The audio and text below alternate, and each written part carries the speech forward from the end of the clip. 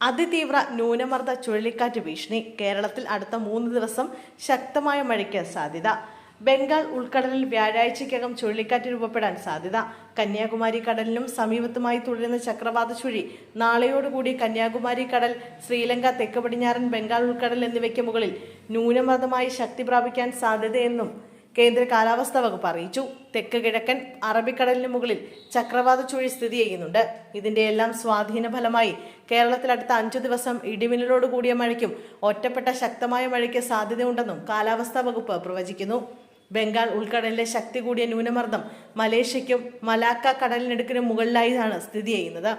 അടുത്ത 24 മണിക്കൂറിനുള്ളിൽ പടിഞ്ഞാറ് വടക്കു പടിഞ്ഞാറ് ദിശയിൽ സഞ്ചരിച്ച് തെക്കൻ ആൻഡമാൻ കടലിന് മുകളിൽ തീവ്ര ന്യൂനമർദ്ദമായി ശക്തിപ്പെടാൻ സാധ്യതയുണ്ട്.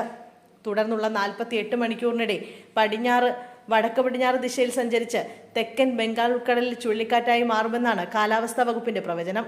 ചുഴലിക്കാറ്റ്, ചക്രവാത ചുഴി, ന്യൂനമർദ്ദം എന്നിവയുടെ സ്വാധീന ഫലമായി സംസ്ഥാനത്ത് ഇന്ന് തിരുവനന്തപുരം, കൊല്ലം, പത്തനംതിട്ട, ആലപ്പുഴ, എറണാകുളം, ഇടുക്കി എന്നീ ജില്ലകളിൽ ഒറ്റപ്പെട്ട ശക്തമായ മഴയ്ക്കുള്ള സാധ്യതയാണ് നിലനിൽക്കുന്നത്.